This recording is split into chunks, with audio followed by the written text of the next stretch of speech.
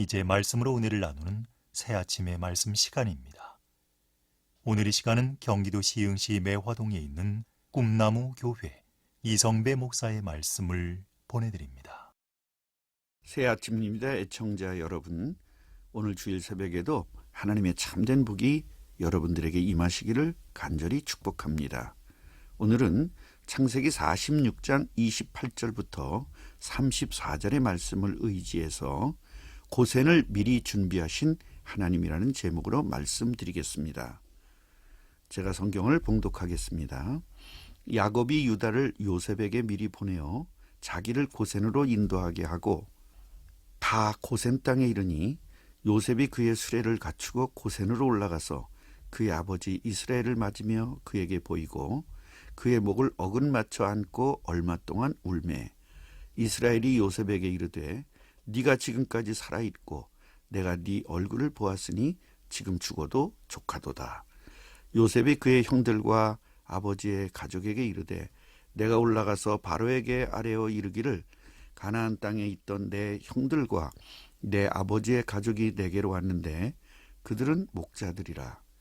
목축하는 사람들이므로 그들의 양과 소와 모든 소유를 이끌고 왔나이다 하리니 바로가 당신들을 불러서 너희의 직업이 무엇이냐 묻거든 당신들은 이르기를 주의 종들은 어렸을 때부터 지금까지 목축하는 자들이온데 우리와 우리 선조가 다 그러하나이다 하소서.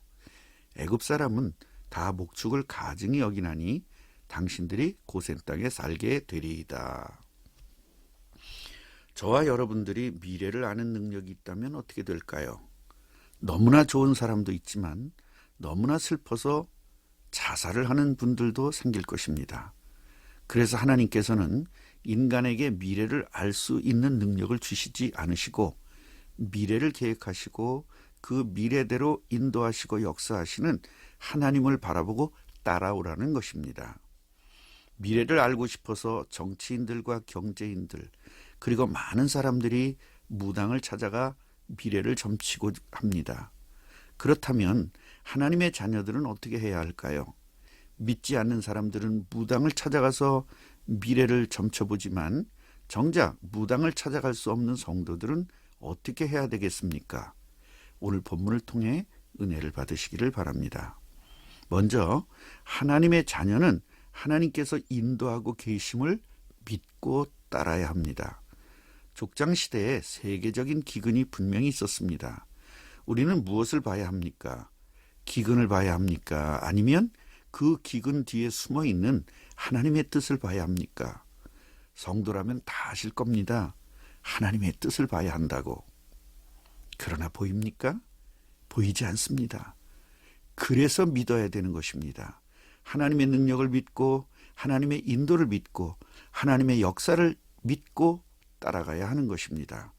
창세기의 네 족장을 통하여 이것을 가르쳐 주셨고 출애굽기를 통해 따라가면 된다는 것을 분명하고도 확실하게 알려주셨습니다.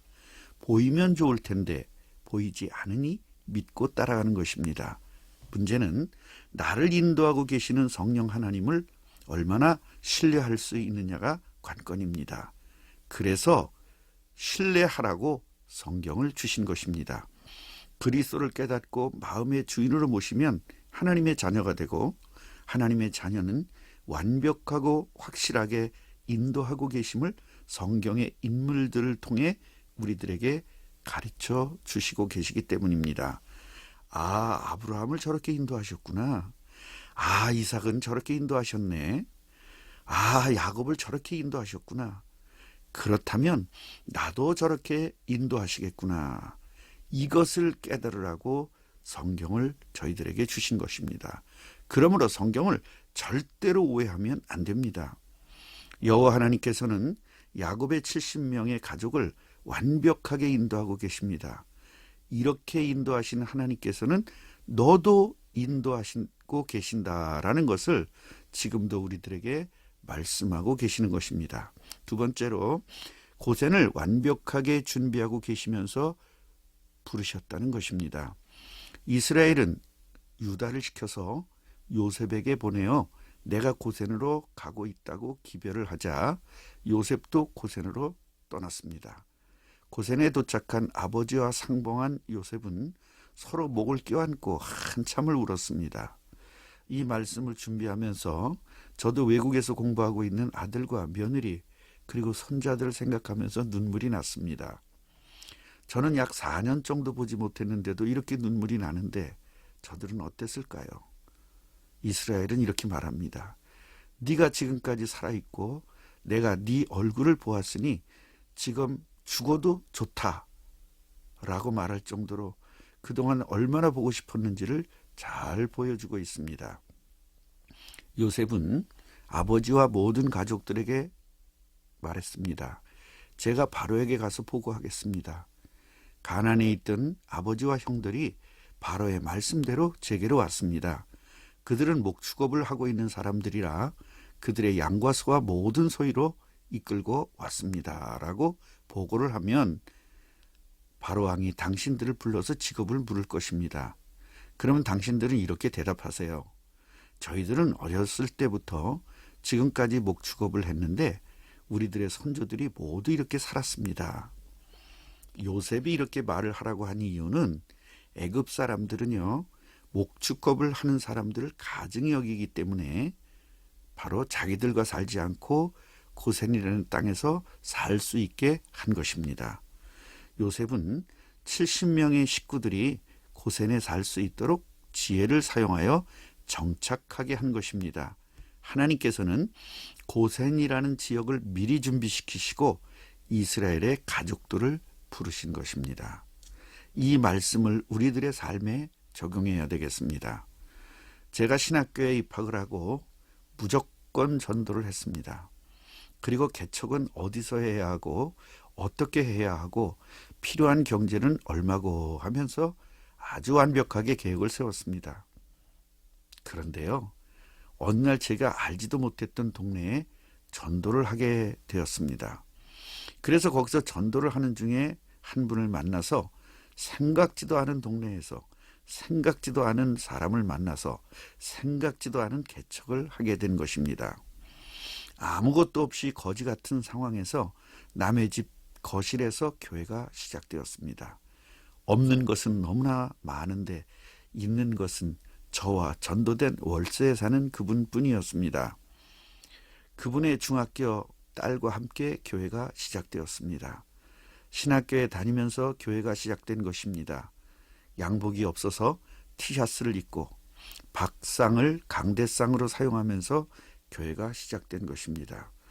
개척 멤버가 3명밖에 없고 있는 것이라곤 아무것도 없는 것 같은 교회지만 예배 중에 은혜가 넘쳤습니다.